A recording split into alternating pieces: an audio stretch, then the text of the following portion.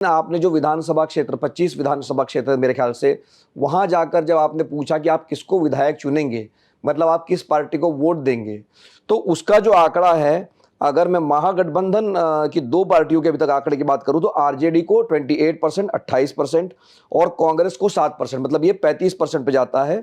लेकिन दूसरी तरफ जेडीयू 16%, बीजेपी 25% और एलजेपी 5%, मतलब ये जो आंकड़ा दिख रहा है हमें, ये कम से कम 46% पे चला जाता है एनडीए का। और महागठबंधन का जो आंकड़ा है, इसमें हमने अभी वीआईपी पार्टी को नहीं जोड़ा है, तब भी ये 35-36% पे जाकर रुक जाता है।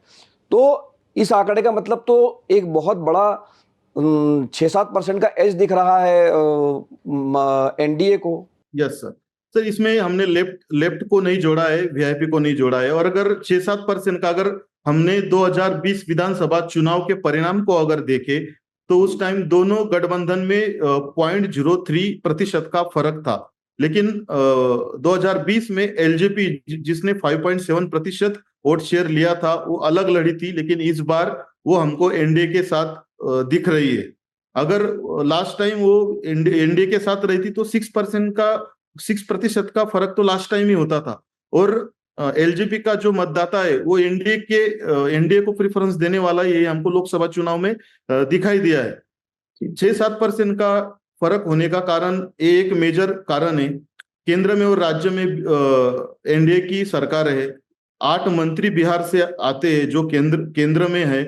पंतप्रधान श्री नरेंद्र मोदी जी की लोकप्रियता बरकरार है। एंटी इनकम्बेंसी श्री नीतीश कुमार इनके खिलाफ एक लिमिट तक ही हमको एंटी इनकम्बेंसी दिख रही है। अगर पिछले चुनाव में भी हमने अगर देखा तो उस हिसाब से अगर जोड़ा जाए तो इसमें सबसे बड़ी पार्टी आरजेडी, क्योंकि एनडीए का वोट शेयर ये बीजेपी में, जेडीयू में, अलग अलग पार्टियों में डिवाइड हो रहा है। लेकिन महागठबंधन में खाली आरजेडी श्री तेजस्वी यादव के वजह से एक स्ट्रांग पार्टी है, क्योंकि कांग्रेस के पास, लेफ्ट के पास अच्छी स्ट्रांग लीडरशिप नहीं है। इसलिए उनको मानने वाले मतदाता भी आरजेडी के पीछे ज्यादा खड़े हुए हमको दिखते हैं। चिराग पासवान जो इस बार 2020 में अलग लड़े थे और इस बार और पिछले लोकसभा चुनाव में भी, जैसे आपने कहा, वो जब एनडीए में आ गए हैं, तो वो कहीं ना कहीं क्या स्विंग का कारण है इस चुनाव में? अभी तक के जो आंकड़े दिख रहे हैं कि चिराग पासवान की वजह से गेम बदल रहा है इस बार। कर सकते हैं, क्योंकि 2020 में चिराग पासवान की वजह से अगर हमने देखा कि लास्ट के 1-1.5 महीने में श्री तेजस्वी यादव इन्होंने जो कैंपेन और जो माहौल खड़ा किया था, ऐसा एक समय पे ऐसा लग रहा था कि महागठबंधन सत्ता में आएगा। सब एग्जिट पोल भी उसके साइड में आए थे, क्यों बल्कि 2-3 महीने पहले एनडीए का सब वातावरण था। सो चिराग पासवान के वजह से 50 से ज्यादा सीटों पे एनडीए गठबंधन को 2020 में नुकसान हुआ था।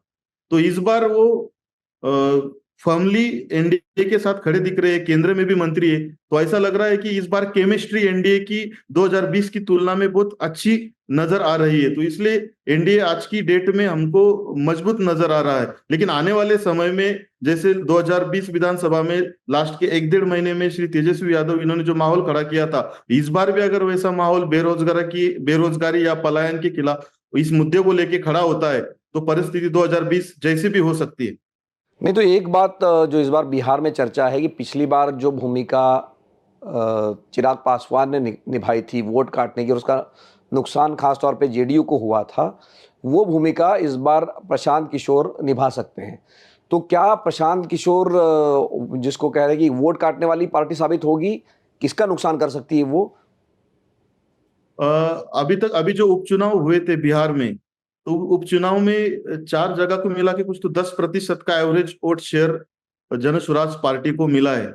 लेकिन एलजेपी, जैसे कि मैंने अभी अभी कहा कि एलजेपी का वोट, एलजेपी को जो मतदाता है वो एनडीए के फेवर के मतदाता है। लेकिन प्रशांत किशोर के जो मतदाता है वो अभी वो बना रहे, वो जाति भी रही थे। वो दोनों तरफ के मतदाताओं को खींच सकते हैं। वो कैंडिडेचर किसको देंगे, उम्मीदवारी किस जाति से देंगे, उसके ऊपर निर्भर करता है कि श्री प्रशांत किशोर की जो जन स्वराज पार्टी है वो किसका वोट लेती है।